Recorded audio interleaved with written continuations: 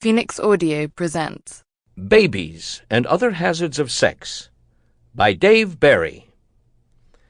Now, who gave Dave Barry the right to write a book about babies? Well, it turns out that Dave Barry, 36, has a son, Robert, who began as a baby and successfully reached the age of 3 without becoming an axe murderer or anything, as far as anybody knows.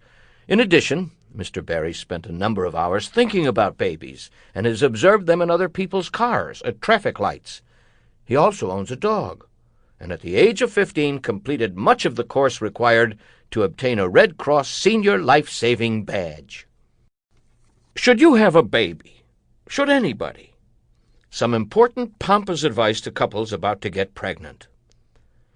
Getting pregnant is an extremely major thing to do, especially for the woman, because she has to become huge and bloated and wear garments the size of cafe awnings. This is the woman's job, and it is a tradition dating back thousands of years to a time when men were not available for having babies because they had to stand outside the cave night and day to fend off mastodons. Of course, there's very little mastodon fending to be done these days, but men still manage to keep themselves busy, what with buying tires and all.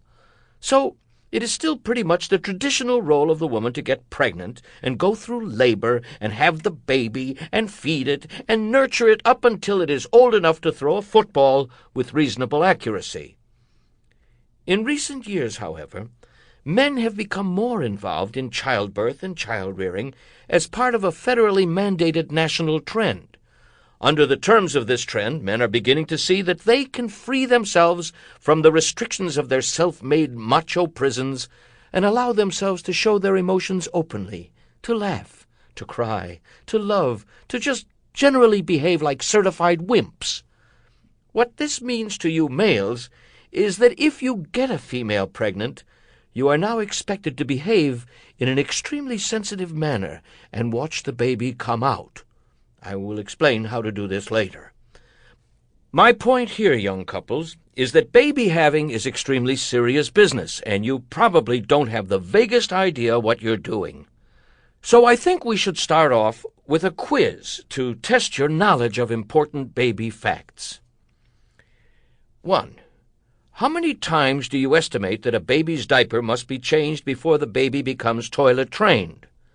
A. 1,000,000 billion jillion. B.